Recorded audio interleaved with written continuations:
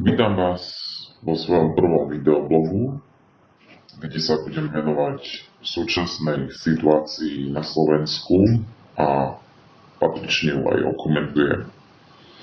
Čiže vybral som si niekoľko zaujímavých tém, napríklad školstvo, platy, politika. V tomto blogu sa nebudem že si zakrývať nejakú ústa servitkami alebo tak. Proste budem sa vyjadrovať otvorene. Takže môžete čakať aj pikantnejšie vyjadrenia. Som študentom, študujem akurát momentálne na vysokej škole v zahraničí, nebudem menovať. Kto vie, kto nevie, si zistí. Takže tak toľko by bolo k môjmu predstaveniu. Možno sa pýtate, prečo obraz je čierno-bielý. Bohužiaľ, situácia na Slovensku takisto je čierno-biela, aj keď skôr ku tej čiernej. Takže, aby sme dlho neotárali, môžeme začať s programom. Čiže prvé, čo sa budem venovať, našiel som si oznámenie vlády, alebo respektíve plány na zníženie v roku 2013 deficitu o 1,5 miliardy eur. Tieto plány ešte nie sú oficiálne, ale už opatrenia niektoré už boli predstavené zo strany Smeru. Tak, isté je, že sa nezvyší DPH, avšak väčšina konsolidácie bude na strane príjmov, nie výdavkov. Takéto zlepšenie hospodárstva vláde zabezpečí, že deficit verejných financií sa v roku 2013 zníži o 3% HDP. Milí a vážení politici, to, čo vy dorábate s peniazmi v tejto republike, to by si nikto normálny už nedovolil, pretože vy miniate milióny eur na kokotiny a vy chcete ojebať slušných, normálnych, pracujúcich ľudí. Vy ich ojebávate a rovno do očí im surovo, jak jedné hovna z telky klamete. Tak. Čo sa zaviedlo? A pekne okomentujem to, čo ma oslovilo najviac. Finančné ústavy na Slovensku majú od 1. septembra platiť špeciálne odvody nielen z peňazí, ktoré spravujú podnikateľom, ale aj z vkladov bežných ľudí. Štátu odvedú 0,4% z týchto vkladov. Tak si predstavte, že prídete do banky, svoje peniaze, ťažko vydreté, vložíte do tej banky, z nejakej výplaty, keď dostanete nie na bankový účet, a vy si za vklad budete platiť ako fyzická osoba, platiť za skurvený vklad, čo nikde v Európskej únii není. V Čechách pochopili, že tento jebnutý systém nemôže fungovať. Jak ešte môže táto pojebaná vláda tým skurveným bankám do piči nahrávať?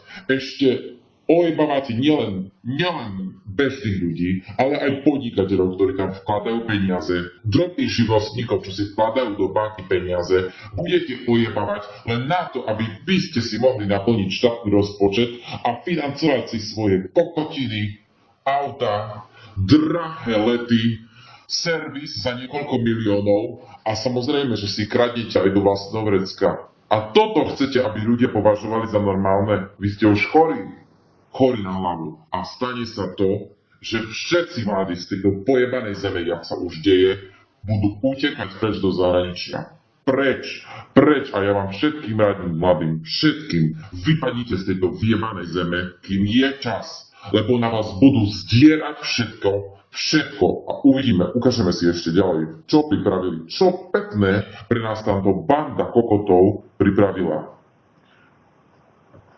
Čiže rovná daň prezentovaná sadzbou 19% už nebude existovať. Príjmy zamestnancov, živnostníkov a ďalších fyzických osôb zhruba nad 3000 eur hrubo mesačne sa do budúceho roka zdania sadzbou 25%. Stúpnú aj odvody, lebo odvodové stropy sa zjednotia buď na 4-násobok alebo 5-násobok priemernej mzdy. To znamená, že vyššie odvody začnú platiť už zamestnanci zhruba mzdou zhruba 1180 eur, čo im zníži ich čistý príjem. Dopad na štát samozrejme, ako sa píše v nemenovanom médiu o týchto opatreniach utajili, jasné, koľko peňazí sa tým ušetrí, ale samozrejme dopad bude na bežných ľudí, opäť na pracujúcich, ktorým chcú vyžrať ešte aj to posledné, čo majú. Samozrejme, 1180 eur, kto si povie, no ako niekto, kto zarába 300 eur, si povie, v poriadku, tak ich im zoberú, veď 1180 eur je malo. Pozor ľudia, žijete v takom období, kedy na vás budú zarábať a lyžovať nekonečné množstvo peňazí. Vy sa dožijete toho, že budete platiť 50% dane, do dôchodku pôjdete v 95 rokov, alebo keď vás vyvezú na pohrebisko, ešte ani ten pohreb si nebudete môcť dovoliť, že vás jebnú do jednej jamy a zahrabu z lopatou. Toto budú s vami robiť. A celý život budete dreť ako svine. Čo sa týka živnostníkov, tam by som okomentoval ešte jednu vec, že proste skúste si predstaviť, že ste živnostník, vy nejakú hodnotu určite proste prinášate, zamestnávate ľudí. Napríklad moja matka zamestnáva na dohodu študentku, aby mala aj nejakú prax to, aby mohla v budúcnosti robiť seriózne v ekonomickej firme. Tak jej poskytla prax. Platí jej 3 eur na hodinu, čo už myslím si, že na východ je celkom dobré. Ale zasa bude platiť jebnuté odvody, kanceláriu 400 eur, trojmesačný nájom, výdavky za telefón, za auto, toto nikto a nikoho nezaujíma, to všetko živnostníci musia zaplatiť. Nikoho nezaujíma, absolútne nikoho. Všetci do piči, čo tam sedíte v tej skurvenej vláde do piči, na tých vyjebaných kreslách, za neviem koľko tisíc eur si kupujete notebooky a vybažate sa na lietadlách za milióny, tak by ste si mali kurva uvedomiť, že by ste mali začať prvé od seba a nie odjebávať normálnych ľudí od príjmu. Lebo vás všetci poutekajú, všetci z tejto vyjebanej zeme. A už som sa rozčulil, tak prepáčte za odchod od témy, znova sa navratíme. No, poslednú vec, ktorú budem ja chcieť rozobrať, predposlednú, budú ešte dohody, ktoré budú vykonávané mimo pracovného pomeru, a teda aj študentské dohody o brigadníckej činnosti do 26 rokov. V tomto prípade sa mení zákon, študenti budú platiť nielen úrazové a garančné poistenie ako doteraz, ale aj zdravotné vo výške 14% a dôchodové celkové výške 28,75%. Opäť dopady na štát, koľko štát ušetrí, utajili. Samozrejme, ja sa vám spýtam, vy chcete ešte podporiť vôbec na Slovensku prácu? Alebo chcete to, aby sa pracovalo na čierno, kadejak na stavbách, a aby sa absolútne už neodvádzali dane? Vy ste sa s koňom zrazili?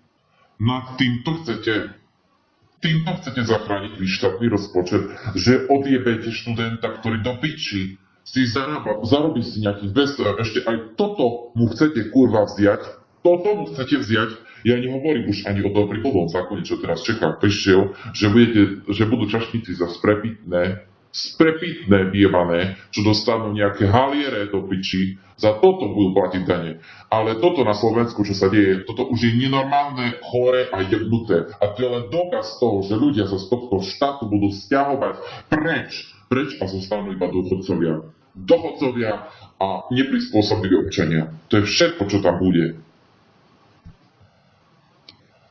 No, ďalej by som chcel len okomentovať školstvo a školský systém tejto republiky nádhernej, jeruzalemskej.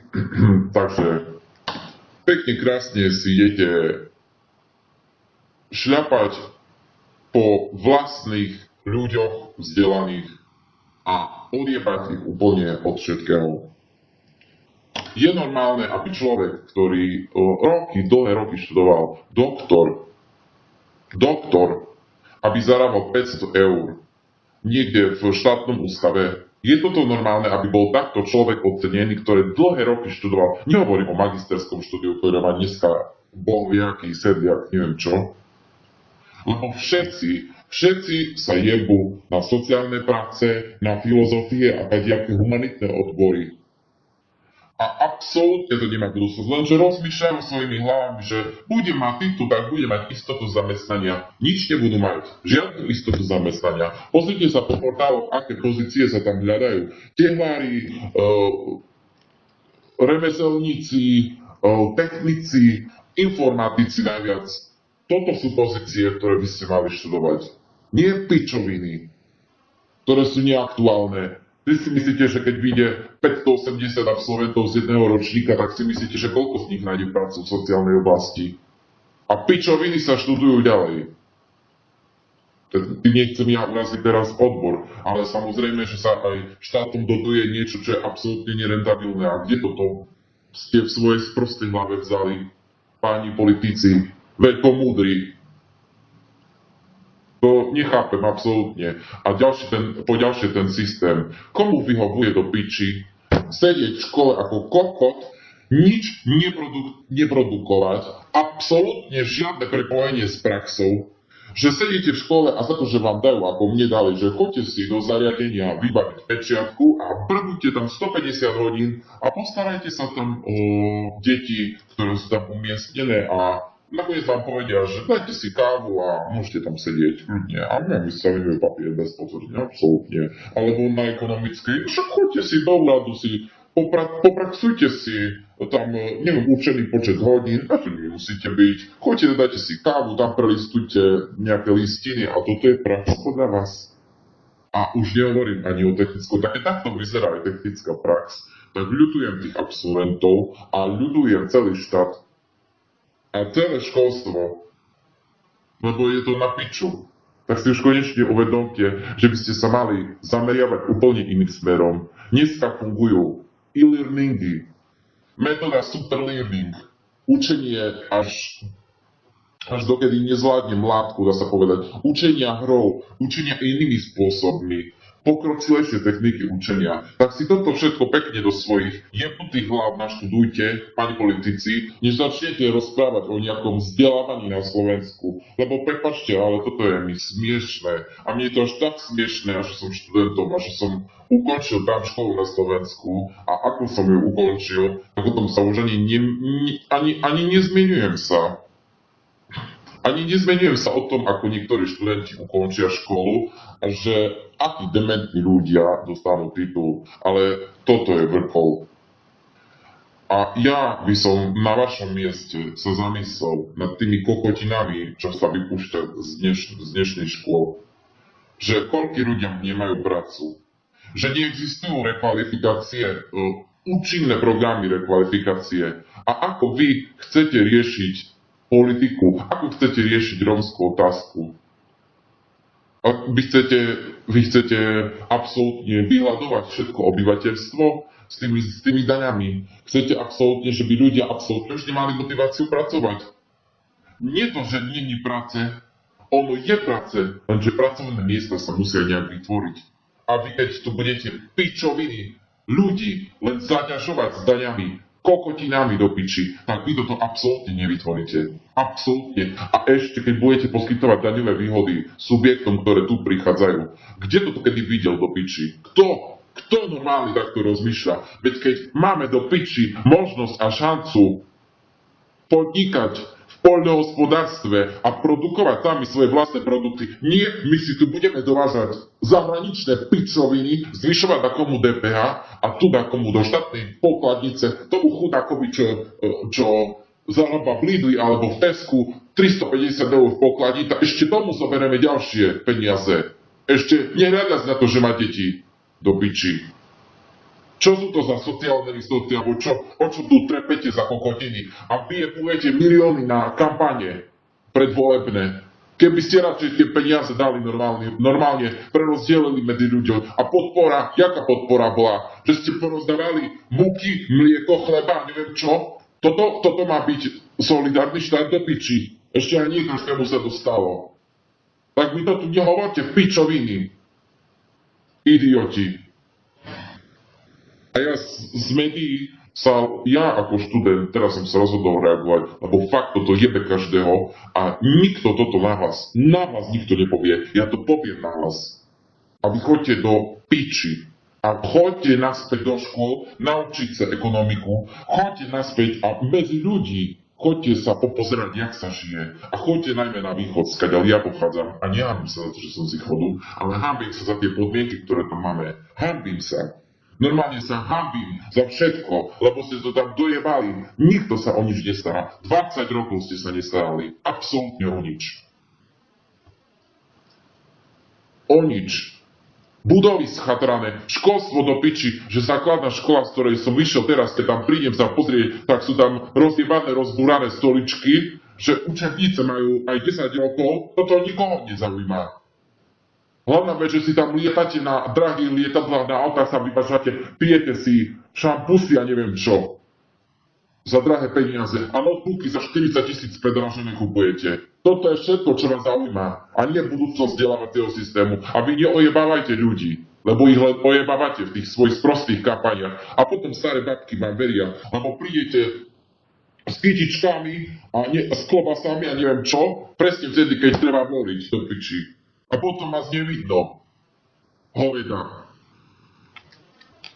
Hajzli sprostý. Toto jebe každého. Toto jebe každého. Ešte aj ten čierny obraz, čo tu okolo mňa všetko je. To je symbolika k tomu, čo som chcel povedať. Ďalej, čomu sa budem venovať, je...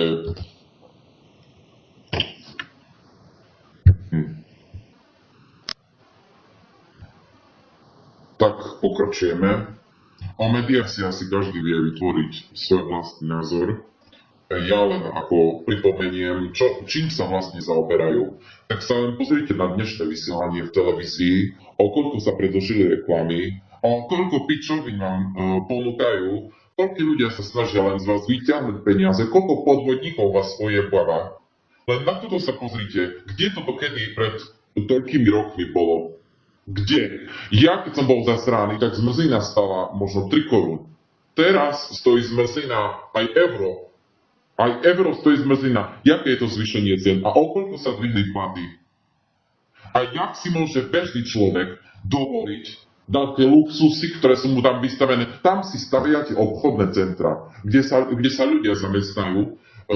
Pár ľudí sa tam zamestná vyvolených šťastujúcov, lebo neviem, koľko uchádzačov na jedno miesto je pracovné, ale viac než 20 typujem. A tam sa zamestná pár ľudí za nejaké drobné úbohe a tam vystavujete luxusy len chudobe na očiam, že si to nemôžu dovoliť. A vy sa im smejete do ksichtu. Ešte z televízií pičoviny dávate, bohatstva vystavujete ľuďom chudobným.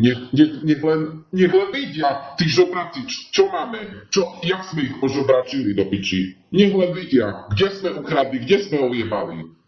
A čo máme? Len toto ukazovať v televízii budete. Nič normálne, žiadne možnosti, žiadne riešenia.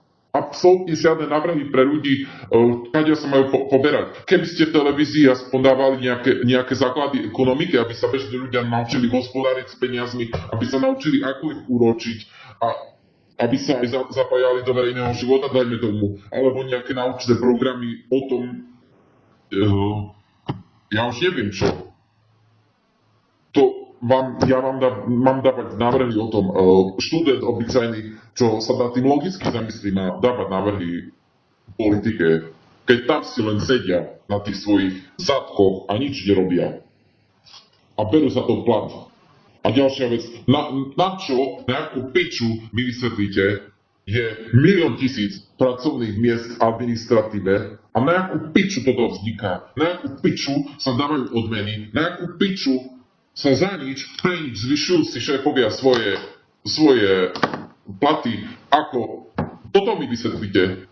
Kde skáďal sú toto peniaze nahrávané? No skáďal zas od tých ubohých, biedných ľudí.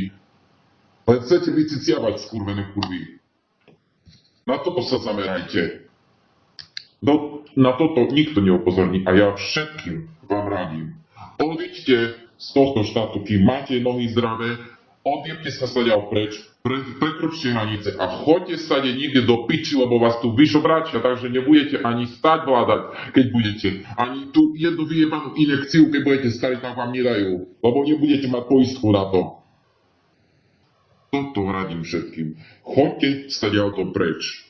Všetci mladí, pokiaľ máte možnosť, študujte jazyky, vypadíte z tohto prírodného štátu, lebo to absolútne nemá budúcnosť. Absolútne tento štát nemá budúcnosť. Je úplne postavený na hlavu a tu budú roky ľudia, ktorí budú ojebávať a najmä ojebávať tých, ktorí úplne sa zdreli, len aby tu niečo vôbec bolo. Aby tie staré budovy stáli, aby tu boli železnice, aby niečo tu bolo. Všetko toto budovali. A týchto ľudí teraz budú ojebávať, klamať do piči a najmä tých mladých, tým mladým absolútne neumožnia, aby tu mali nejaké pracovné uplatnenie.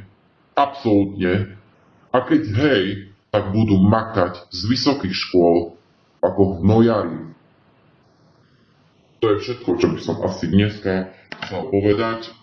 A týmto sa s vami lúčim. Majte sa pekne a dúfam, že aspoň niečomu to bolo, aspoň niekomu otvorilo oči to, čo som povedal.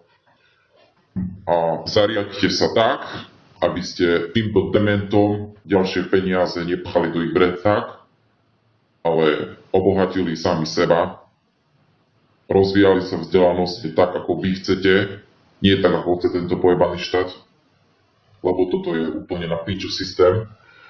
A ja vám odporúčam len jedno. Venujte sa svojej ceste a vy neposlúchajte žiadne politické reakcie, žiadne debaty, žiadne politické debaty, pretože toto, čo vám hustia do hlavy, sú iba lži, lži, lži a iba pičoviny. Ďakujem za pozornosť.